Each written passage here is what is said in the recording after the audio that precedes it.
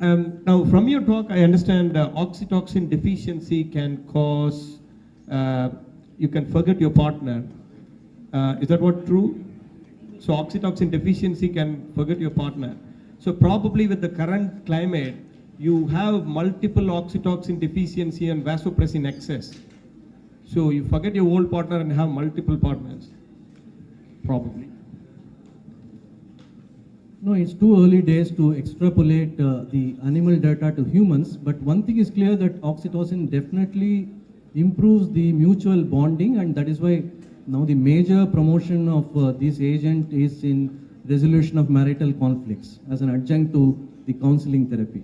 And intranasal oxytocin, unfortunately, the way the internet is promoting it, people are trying to buy it like anything.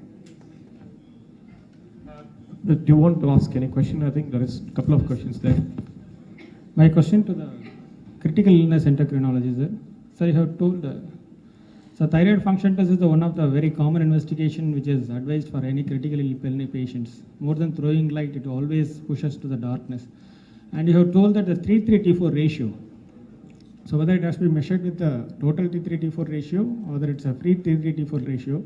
And in your talk itself, you told that both the T3 and T4, both of them comes down actually, and the T3 is coming more down than the reduction T3 level will be more than the T4. Then how it actually reverses? T3:T4 ratio reverses.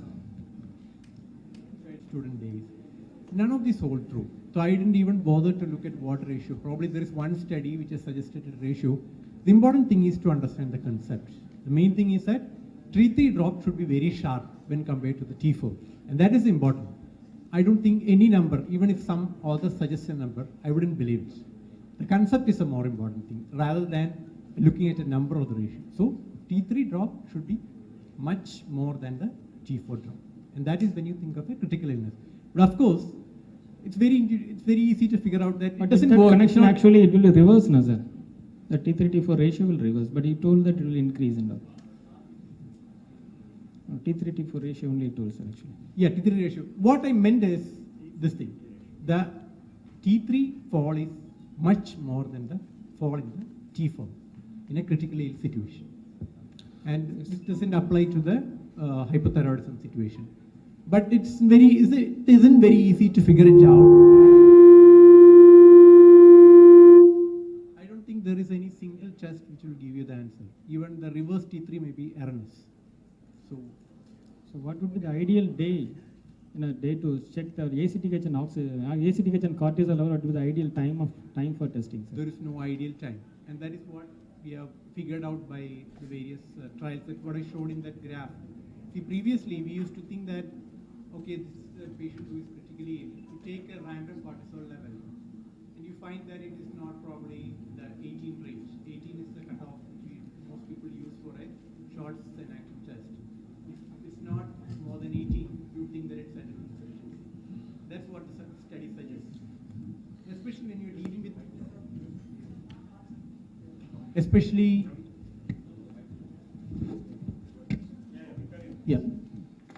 especially when you're dealing with patients who are chronically ill.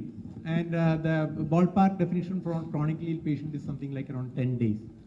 So random cortisols are not at all effective. You can't make a diagnosis. So don't diagnose adrenal insufficiency based on a random cortisol. And you can see that many of the diagnoses way back in 1990s were based on this random cortisol only. And that is why there was many of the studies had noted very high prevalence of adrenal insufficiency in ICUs. Of course. So no time is specific, sir.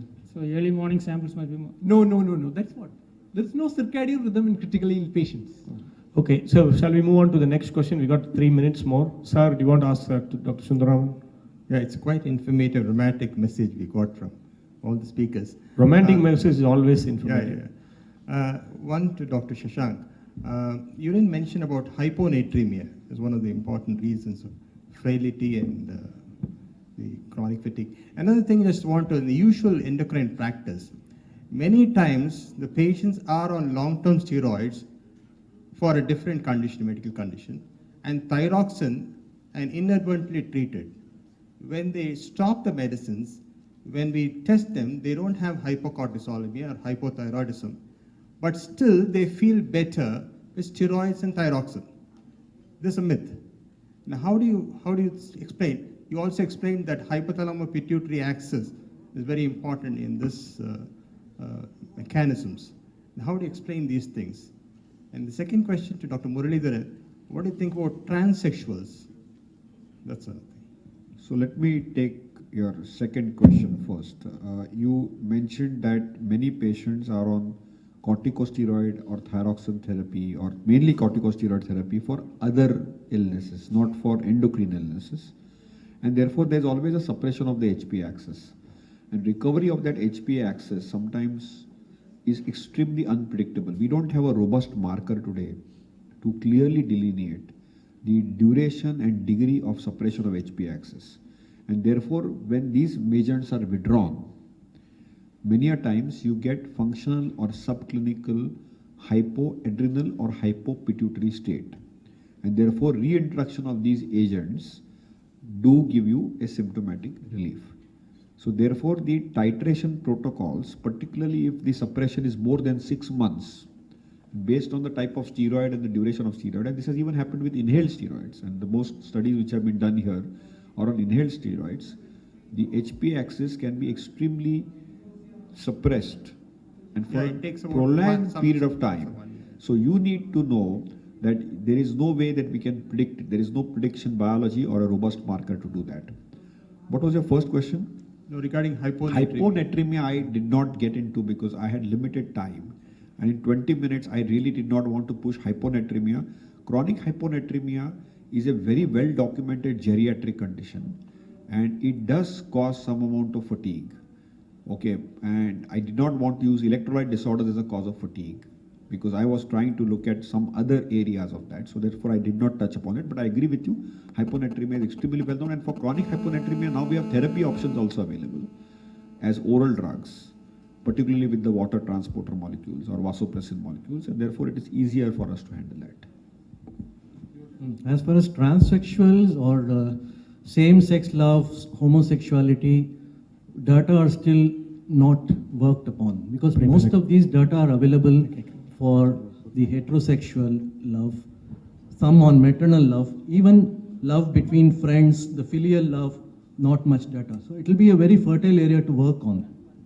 That's the final question to Shashank. You know that there is a work done in Cambridge with supplementation. We got good evidence for Addison's disease patients who, when you replace the corticosteroids and mineralocorticoids, and if they're still very tired or symptomatic, the replacement of DHEA made an immense difference in their quality of life.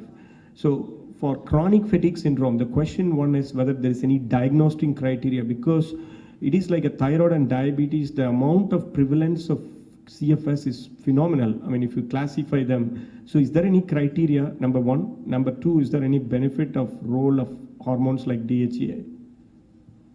So based on the Cambridge trial at the Mayo Clinic, Dr. Sri Nair and his group published in New England Journal of Medicine very clearly a trial on DHEA.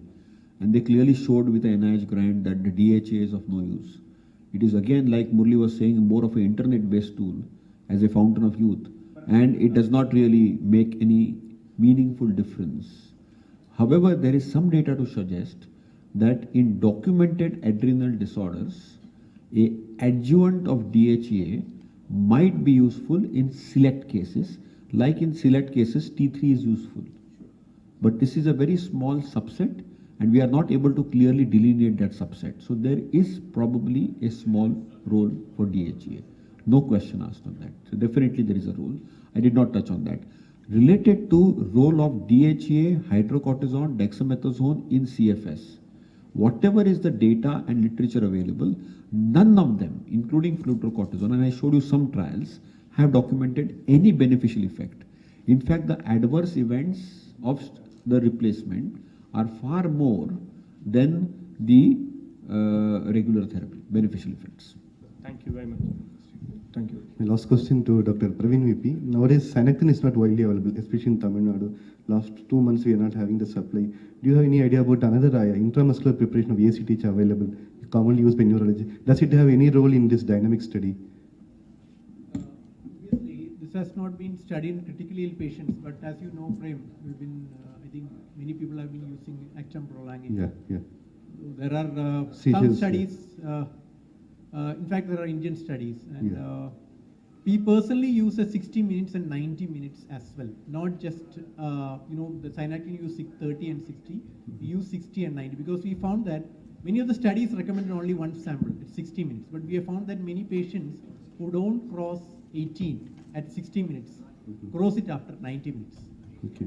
Of course, this is not validated. Okay. From personal experience, we have been using actum prolongatum at the dose of around 25 to 30 Okay. for adults, and taking samples at 60 and 90. But of Okay. course, it's not at But all the cutoff is validated same. in critically ill patients. Okay. Cutoff is same, otherwise. Cutoff is Same. yeah. Okay. Thank you. So that is it. I think we have to close it for the day. Thank you very much for the wonderful session. Give them a big hand. I think it's a difficult, challenging topic with love, fatigue, and intensive care. They've done the best they could do. Thank you.